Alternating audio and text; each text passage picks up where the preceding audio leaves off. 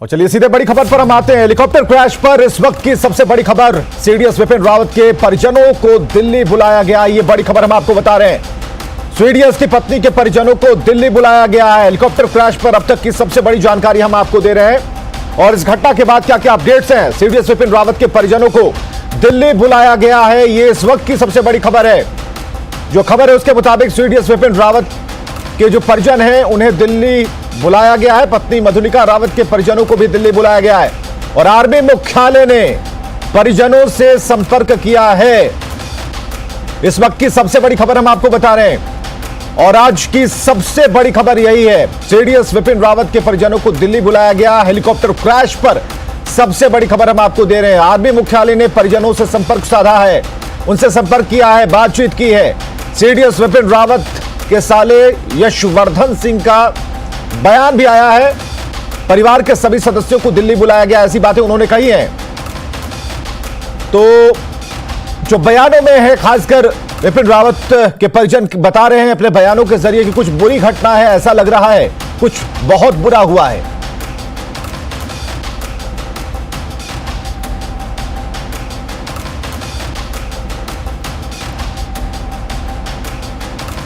चलिए सीधे हम बात करते हैं। अतुल सिंह एविएशन एक्सपर्ट हमारे साथ हैं, ललन सिंह है defence expert, Vikramjit Singh defence expert हमारे साथ। तीनों का बहुत बहुत स्वागत हम करना चाहेंगे। अतुल सिंह जी, क्या हुआ, कैसे हुआ, क्यों हुआ, अभी तक इसका पता नहीं चल पाया। इसमें थोड़ा वक्त हमें देना होगा, लेकिन जिस विमान, जिस हेलीकॉप्टर के साथ हुआ, उसमें बैठे लोगों के साथ हुआ, सवाल यहां पर यह है, किसी भी तरह की स्ट्रेटेजी प्लानिंग की बात नहीं होगी। हम बात करना चाह रहे हैं कि इस गम भरे माहौल में जब स्थितियां कुछ ऐसी दिखाई देती हैं, जब कुछ समझ में नहीं आता है, तो आखिर किस तरीके से खुद की भावनाओं को कंट्रोल करके हमें किसी निष्कर्ष पर आना चाहिए, बात करनी चाहिए। तो अतुल जी, कैसे शुरू करेंगे इस पूरे मसले पर? हम सारी जानकारियां आपसे लेना चाहेंगे। सबसे पहले तो ये दुख जाहिर करना चाहूँगा कि स्वतंत्र भारत के इतिहास में पहली बार किसी डिफेंस एस्टैब्लिशमेंट के इतने बड़े पदाधिकारी की ऐसी दुर्घटना का सामना करना पड़े, ये बहुत दुखद है। मैं अपनी संवेदना जाहिर करता हूँ पूरे परिवार, उनके परिवार के प्रति। हालांकि अभी तो खबरें पुष्ट नहीं हुई है कि क्या हुआ है, अभी तक क्या उनकी स्थिति है, इलाज चल रहा है, ये तो जानकारी है। मैं ये कहना चाहूँगा कि जो भी ऑपरेशनल पैरामीटर्स थे उस वक्त, जो फ्लाइंग कंडीशन था, जो वेदर पैरामीटर्स था, इसकी बिल्कुल एक सार्थक और सक्षम जांच होनी चाहिए। क्योंकि बात ऐसी है कि वो हेलीकॉप्टर जो Mi-17 था, it was upgraded version for VVIP movement. I have seen that copter very many times and I have been on board on several times. So what my personal experience is, मेरा अनुभव ये रहा है उस copter के बारे में कि ये बहुत ही एफिशिएंट और वेरी इफेक्टिव कॉप्टर है फॉर वीवीआईपी मूवमेंट और for any kind of combat operation. ऐसी स्थिति में अब सवाल खड़ा होता है, क्या वेदर जो था उस वक्त, जो एन रूट जो वेदर था, उसकी क्या स्थिति थी। तो एन रूट वेदर की स्थिति, हेलीकॉप्टर की टेक्निकल जो ऑपरेशनल जो सस्टेनेबिलिटी थी या जो स्टेटस थी, उसकी क्या, कब उसका मेंटेनेंस कब हुआ था, लास्ट चेक कब हुआ था, डिफरेंट चेक्स होते हैं कॉप्टर्स में, खासकर वीवीआईपी मूवमेंट के लिए तो बहुत एक्स्ट्रा डिलिजेंस एडॉप्ट किया जाता है। इन सभी की जांच होनी चाहिए। हाँ, एक चीज जरूर कहना चाहूंगा, जो मुझे शंका होती है कि वीवीआईपी मूवमेंट के लिए जो भी कॉप्टर्स लगाए जाते हैं, उनका रख रखाव या उनका जो मेंटेनेंस, जो स्टैंडर्ड जो मेंटेनेंस जो प्रोसीजर है, उस पर थोड़ी और एक्स्ट्रा डिलिजेंस की आवश्यकता है।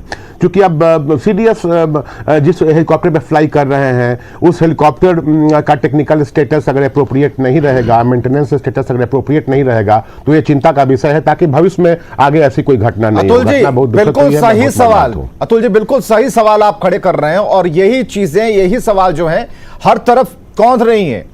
जब वीआईपी और वीवीआईपी की बात आती है तो एक गैप यहां पर नजर आता है, चाहे वो प्रोटेक्शन को लेकर हो, सुविधाओं को लेकर हो, या फिर उस दृष्टिकोण को लेकर हो जिसके जरिए उन्हें हम सफर कराते हैं या फिर गंतव्य तक ले जाते हैं। जहां तक जिस हेलीकॉप्टर की बात है, उसकी तारीफ जितनी की जाए वो कम है। लेकिन आज जो हुआ, जो हालात हमारे सामने हुए और जो चिंगारी हमने देखी, एक बड़ा धमाका हमने देखा, उसे सह पाना उस परिवार के लिए काफी मुश्किल है। लेकिन इस बीच जो बात अतुल जी कह रहे हैं, उसी बात को आगे बढ़ाते हैं, ललन सिंह जी से बात करते हैं। ललन सिंह जी, कैसे आप देख रहे हैं इस कल्चर को भी? हम जरा डिफाइन हम चाहेंगे कि ये ट्रांसपेरेंसी यहां पर हो जाए कि वीआईपी और वीवीआईपी मूवमेंट को लेकर जिन हेलीकॉप्टर्स का, ये विमानों का चयन होता है, क्या अलग चीजें रहती हैं, किस तरीके से वो उड़ान भरती हैं, जो लोग उसे, जो पायलट होते हैं वो किस तरीके से मूवमेंट करते हैं, क्या कोई खास तरीके की ट्रेनिंग होती है, क्या होता है? देखिए, एक्सपर्ट साहब ने बड़ी तकनीकी बात की।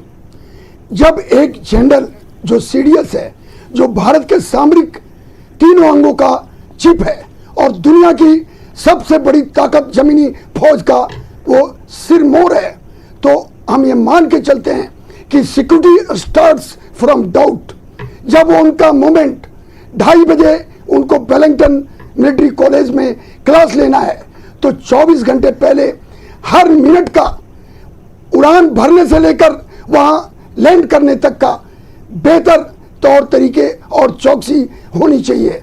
ये हुआ होगा, मैं इसको नहीं बोलता हूं कि इसमें कोई संदेह है, लेकिन सवाल इस बात का है कि बेहतर ये हेक्टर होने के बाद भी इस तरह का हादसा कोई दुर्गम कठिन इलाका या धुंध के नाम पे या कोई तकनीकी खराब के नाम पे या कोई क्रूज मेंबर के गलती से, इसको थोड़ा हम शक के दायरे में रखते हैं।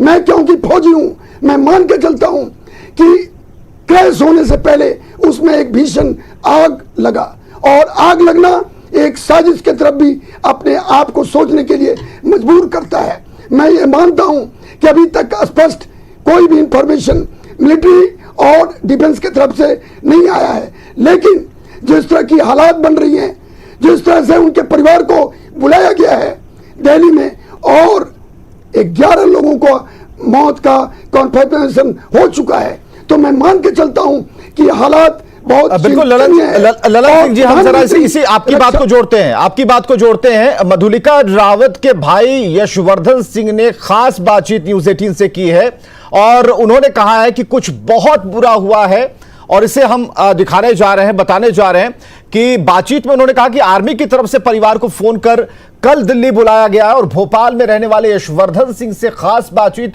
हमारे सहयोगी शरद श्रीवास्तव ने की है। आखिरकार उनके पास क्या जानकारी है अभी और क्या कुछ उनको बताया गया है? सर, आपके पास अभी तक क्या जानकारी आई है इस हादसे से जुड़ी हुई? सर, हमारे पास तो कोई अभी ऑथेंटिक जानकारी नहीं आ पाई है, लेकिन जहाँ तक हमको जो न्यूज़ आई है और जो लोग कोऑर्डिनेट कर रहे हैं, अभी आर्मी वाले हमको कोऑर्डिनेट कर रहे हैं, तो उन्होंने हमको बुलाया है जल्दी आप आ जाइए फ़्लाइट से। तो हम फ़्लाइट से जा रहे हैं तो दिल्ली। हमारी माँ हैं शहडोल की, उनको भी वो फ़्लाइट से लेके आएंगे, वो जबलपुर से। वो माँ हमारी कल पहुँचेंगी, दिल्ली पहुँचेंगी और हम लोग आज शाम को सोच रहे हैं निकलने के लिए। हमारे पास जो है टाइम है शाम का, वो निकल जाएंगे, हम दिल्ली जाएंगे। अभी तक कोई जानकारी आपको हादसे से जुड़ी हुई दी गई है क्या? किस तरह की स्थिति है अभी और हादसा कैसे हुआ, इस बारे में क्या? सर, अभी तक कोई भी जानकारी हम लोग को ऑथेंटिक नहीं मिली है, पर जो हम लोगों ने टीवी में जो देखा, हादसा देखा, ये लगता है कि कुछ बहुत बुरी घटना है ये। और अभी उन्होंने डिक्लेयर नहीं किया है, पर जिस तरह से वो बुला रहे हैं ऐसा प्रतीत होता है कि दुखद घटना है ये। मधुलिका जी आपकी बड़ी बहन है? मधुलिका रावत जी हमारी सगी बहन है और 3 साल बड़ी है हमसे। उनसे आप लोगों की बातचीत कब हुई? आखिरी बार बातचीत कब हुई थी उनसे? कल शाम को हमारी बात हुई थी उनसे। उन्होंने हमें बताया था कि आज 8 तारीख को वो और जिया जी हमारे जाने वाले हैं किसी खास कार्यक्रम में। ये लोग डिक्लेयर नहीं करते हैं कि कार्यक्रम कहाँ होगा, पर कहीं न कहीं जाते रहते हैं। तो ये चूँकि सीक्रेट होता है, जब ये लौट के आते हैं तब मालूम पड़ता है कि कहाँ गए थे ये। तो आज का था कि वो लोग दिल्ली में नहीं रहेंगे, ऐसी जानकारी हल्की फुल्की हमको मालूम थी। अभी जब से आप लोगों को कुछ पता चला है, किस तरीके की आशंका या डर आप लोगों के मन में है? क्योंकि जैसा आप बता रहे हैं कि लगातार आपको संपर्क किया जा रहा है और कुछ अनहोनी जैसी खबर आपको लगता है कि हो सकती है? सर देखिए, जो उनके सीडीएस साहब के जो एडीसी से जिनसे हमारा डायरेक्ट कांटेक्ट होता था, तो वो भी उसी हादसे में ख़त्म हो गए। तो उनका भी फ़ोन नंबर नहीं आ पा रहा है और बाकी जो छोटे अधिकारी हैं उनसे बात करते हैं तो वो हमको ऑथेंटिक नहीं बता पा रहे। उनका कहना है कि डिक्लेयर होगा तब बताएंगे आपको, लेकिन जिस तरह से वो हमको बुला रहे हैं ऐसा संकेत लगता है कि मतलब शायद कोई बात हो, ऐसा हमको अनुमान लगता है। हमारा अनुमान ये है कि शायद कोई ऐसी बात हो। मधुलिका जी, यही शेड्यूल में उनकी पढ़ाई लिखाई के बारे में अगर आप बता सकें, यही हुई थी? कितना जुड़ाव उनका मध्य प्रदेश से रहा है? सर, उनका बेसिक तो एजुकेशन शेड्यूल से हुआ था और उसके बाद फिर उन्होंने 12th तक पास किया है ग्वालियर से सिंधिया स्कूल में। जो सिंधिया स्कूल से बात चली गई थी वो दिल्ली यूनिवर्सिटी में, वहाँ उन्होंने पढ़ाई की थी। और दिल्ली यूनिवर्सिटी की पढ़ाई के बाद ही जब जीजाजी कैप्टन थे 1986 में, तब इनका विवाह संपन्न हुआ था। फिर वो वही फिर शिफ्ट हो गए। से वो वही हैं, उनकी 2 बेटियां हैं। और ये तो ये है योगेंद्र सिंह जी, इस वक्त यशवर्धन सिंह जो इस वक्त हमसे बात कर रहे थे। CDS विपिन रावत के साले हैं वो, और जो मधुलिका रावत है CDS विपिन रावत की पत्नी, उनकी बड़ी बहन है। और उन्होंने जो बताया है कि जिस तरीके की सूचनाएं अभी उनको मिल रही हैं, उसमें हो सकता है कि कोई ऐसी खबर उनको लगे जो अनहोनी भरी हो, लेकिन अभी अधिकृत तौर पर कोई जानकारी उनके पास नहीं आई है। लेकिन उन्हें ये संदेश मिला है कि वो जल्द से जल्द दिल्ली पहुँचें, और इसकी वो तैयारियाँ कर रहे हैं। इस वक्त पूरे परिवार को दिल्ली जाने के लिए कहा गया है। कैमरामैन अजय के साथ सरस श्रीवास्तव, न्यूज़ 18 भोपाल। तो जो परिजन है